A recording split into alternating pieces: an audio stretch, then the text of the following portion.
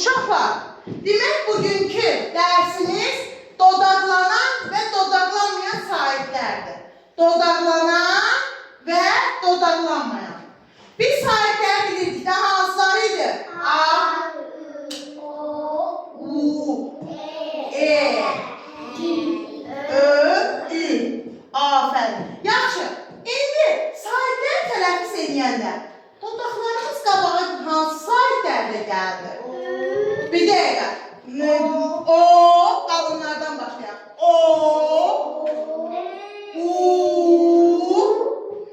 Ö, Ö, Ü. Hansı sahiblərdə gəldi? O, U, Ö, Ü. Bu hansı sahib olur? Dodaqlanan. Çünki dodağımız hara gəlir? Qabağa. O, U, Ö, Ü. Bu hansı sahiblər oldu? Dodaqlanan. Dodaq qabağa gəlirsə buna necə sahib deyirik? Necə sahib deyirik? Dodaqlanan. Gəlin indi dodaqlanmayan sahiblərimizə baxaq. A, yazaq. Sonra o dodaqlanan, dodaqlanmayan. İ, ay sağ ol. İ, sonra E, sonra E. Gördünüz dodaqlarımız arkaya getdi. E, A, I. Ne oldu? Dodaqlarımız arkaya gedirsə. Bu necə sahib adlanır? Dodaqlanmayan. Dodaqlanmayan. Necə sahib adlanır? Dodaqlanmayan. A, I, E, Bu necə sahibdir? Dodaqlanmayan. A, E, I. Bir də dodaqlanmayan sahibləri sayaq uşaqlar. E, I, A. Bir də E, I, A.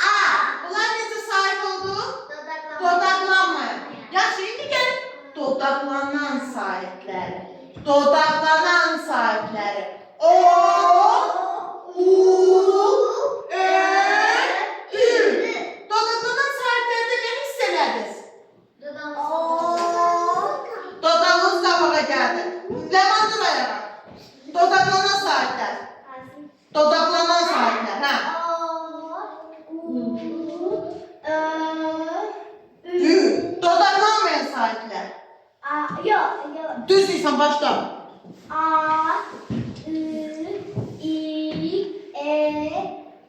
Hayır, bu necə sahib oldu? Afərin, bağlı dur, dodaqlanan.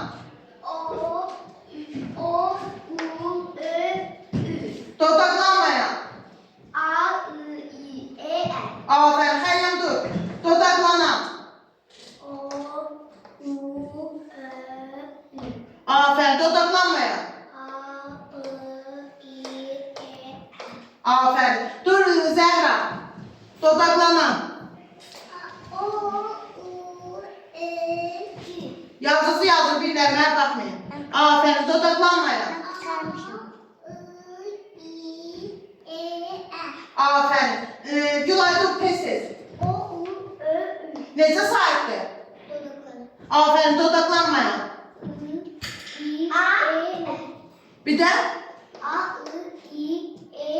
Afərin. Dur Damla. Dodaqlanan, dodaqlanmayan. Afərin, dodaqlanmayanlar. Afərin. Dur. Dur da qorxma, nəyə qorxsan? Dodaqlanan sahiblər, Eza. Dur. O,